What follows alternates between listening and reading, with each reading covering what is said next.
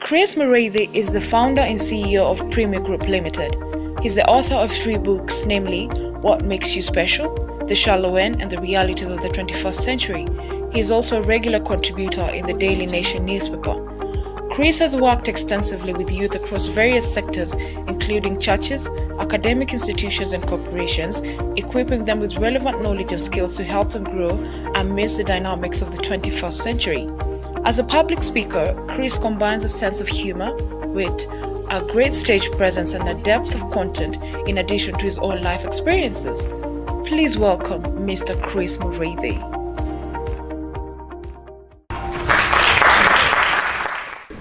Chris Mureithi is my name, and I'm a millennial.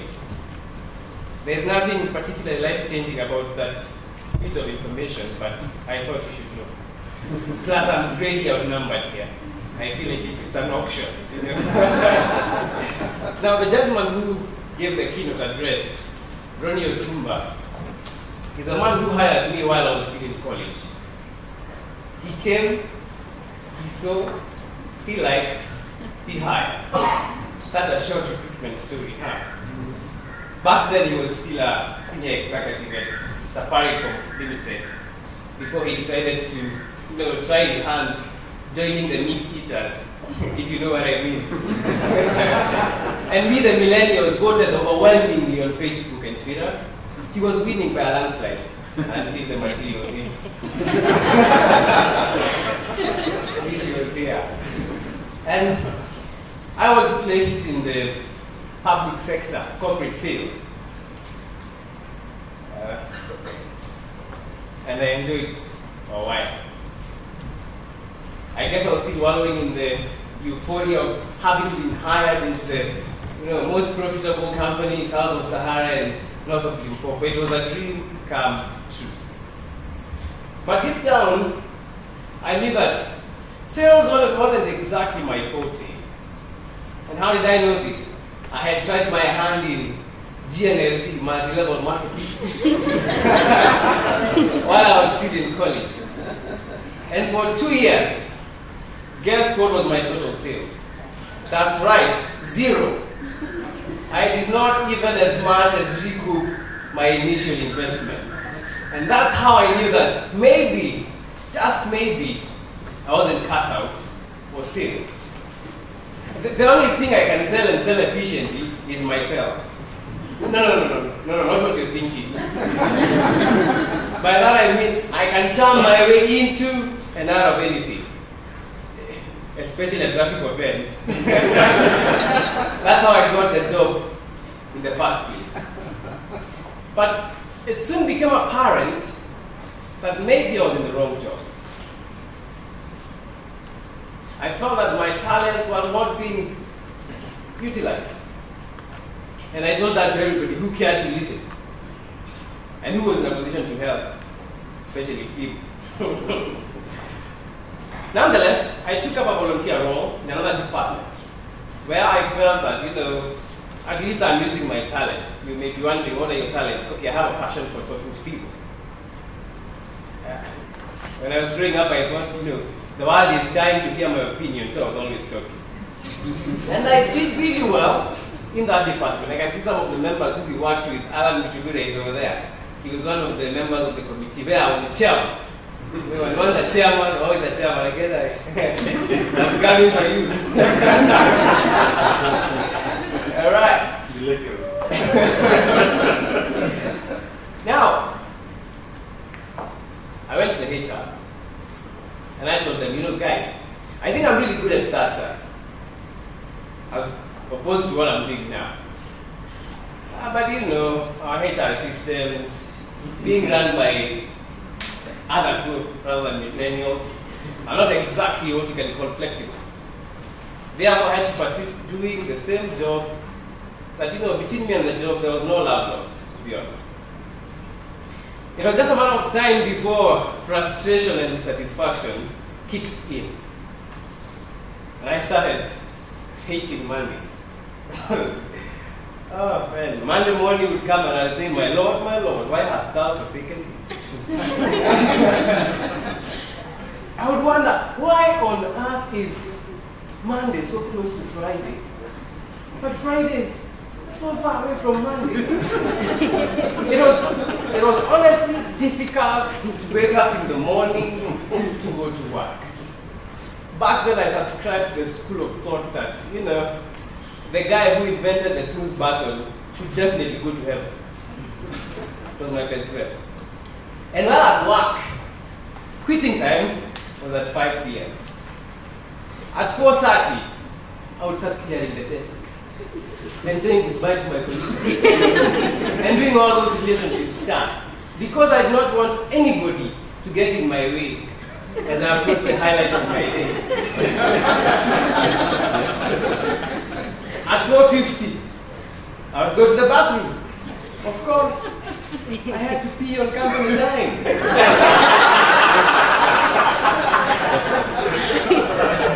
At 5, I was gone. You look around and I was gone. You would wonder, how can a man leave a building so fast? Without a fire drill. In fact, whenever I parked a car, I backpacked. So that I can make a speedy exit. At 5, into my car. It's all about I. Needless to mention, my performance by this time was heading south expeditiously. But there comes a time, ladies and gentlemen, when a man has to make life-altering decisions, unpleasant as they may be. And I made a tough call to leave this great company, Safari, and my not so great job, and pursue my passion, and my talent, and I guess I'm doing well, the fact that I'm standing here today, right? And just to mention, I charge good amount to do what I used to do for free while I was at Safari. I did a volunteer role. And maybe if the HR was a bit flexible, I would still be there doing it. But again, I'm not sure I could have achieved the heights that I have achieved today. So I guess it was a blessing in disguise. Now that he's listening to me, he was honest when he says that he invests in youth. He actually does, because I'm a product of his investment. Kwa hali na mali. That's why I voted for him. More money than Hali. More money than Hali. That's why I voted. And here is my the millennials. We don't use PowerPoint, eh? Because you get the generations before. Not millennials. You don't use PowerPoint because you know the pros and the cons. It can fail you at any time.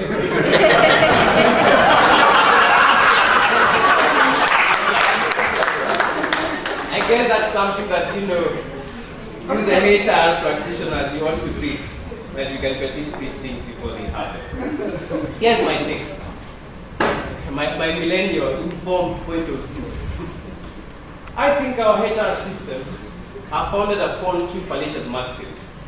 One, that anyone can do anything. And two, that our greatest areas of improvement are in our weaknesses. And nothing could be farther from the truth. The truth is, we cannot all do anything.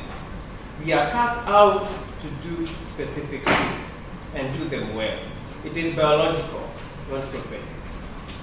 I recently wrote an article on the Nation newspaper, like I do regularly.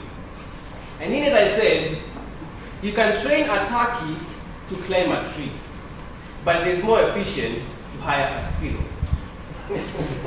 Of course, after several trainings and overseas seminars and performance improvement programs, the turkey will eventually climb the tree. But the time it does that, a squirrel has wound down a forest. You know why? Because a squirrel is cut out to climb trees. And there are some things that training will not fix, because they probably don't need fixing in the first place.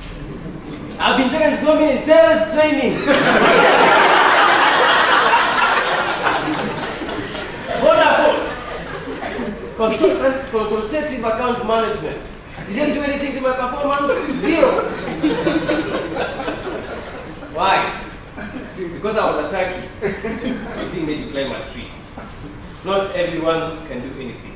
We are cut out to do specific things. Number 2, our greatest areas of improvement is not in our weaknesses. Our greatest areas of improvement and growth is in our strengths. For one simple reason, we are weak in our weaknesses and strong in our strengths. Therefore, HR practitioners, instead of investing so much money training your millennials, trying to fix their weaknesses, channel that money into building their strengths.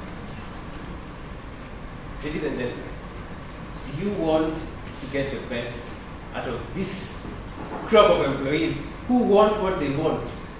Want it where they want it, want it how they want it, want it when they want it, and want it now. In other words, do you want to get the best out of these millennials?